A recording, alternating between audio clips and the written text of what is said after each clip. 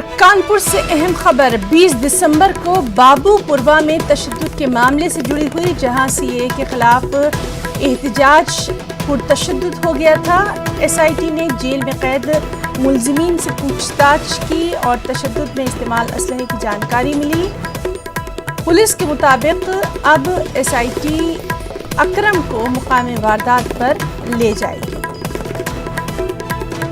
और चलिए मज़ीद तफसीलात के लिए हम रुख करेंगे हमारे नुमाइंदे संदीप सविता का। संदीप, आपसे जानना चाहेंगे, जो तशद्दुद हुआ था, प्रोटेस्ट हुआ था और उसके बाद वो प्रोटेस्ट जो है कहीं ना कहीं उसमें काफ़ी कुछ तशद्दुद देखा गया था, इसके ताल्लुक से आपसे जानकारी चाहेंगे। लगातार हम देख रहे हैं कि किस तरह से अब पुलिस जो है वो हरकत पे आ गई है।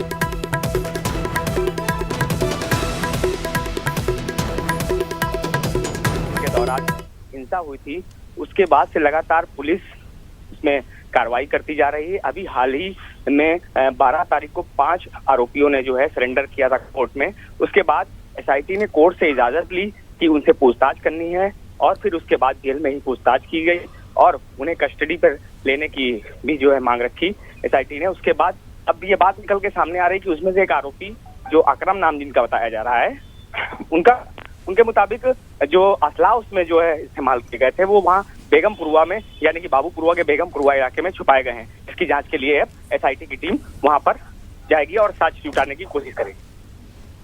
संदीप, लगातार जिस तरह से हम देख रहे हैं कि अब वहाँ का एडमिनिस्ट्रेशन और साथ ही साथ पुलिस भी जो है वो काफ़ी सख्त नज़र आ रही है और पूरी तरह से लग रहा है कि तमाम तर चीज़ों को देखते हुए अब सख्त कार्रवाई। जी, इस मामले पर हिना जी एक बात और है कि जो अकरम के वकील हैं, यानी कि जो भी आरोपी जेल में बंद हैं, उनके जो वकील हैं उन्होंने एक हलफनामा भी लगाया है कोर्ट में कि कोर्ट के सामने जब ये बात अकरम ने या आरोपियों ने नहीं की है तो फिर ये बात पुलिस से कैसे कही है और उस बयान को गलत बताया है जो पुलिस को दिया गया है। ये हलफनामा कोर्ट में वकील की तरफ से लगाया गया है। जी संदीप, इस सब के बीच में आपसे ये भी जानना चाहेंगे और क्या कुछ वहाँ पर कार्रवाई जो है वो देखी जा रही है। जो 20 दिसंबर को जिस तरह से मुख्तलिफ इलाकों में हमने देखा था कि जो प्रोटेस्ट था उसमें तशद्दुद सामने आया था, उसके बाद से लगातार जो कार्रवाई हो रही है, मज़ीद तफसीलात चाहेंगे।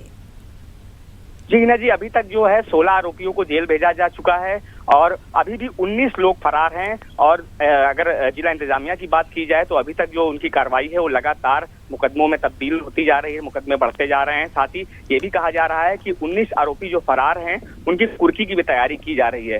तो कहीं ना कहीं जिला इंतजामिया पूरी तरह से सख्त हो चुका है और लगातार मुकदमे भी बढ़ते जा रहे हैं, क्योंकि अभी हाल ही में चमनगंज में भी 411 लोगों के खिलाफ मुकदमा दर्ज हुआ और लगातार कार्रवाइयां हो रही हैं और मुकदमे दर्ज हो रहे हैं। जी संदीप, बहुत बहुत शुक्रिया अदा करना चाहेंगे आपका तमाम तर जानकारी के लिए।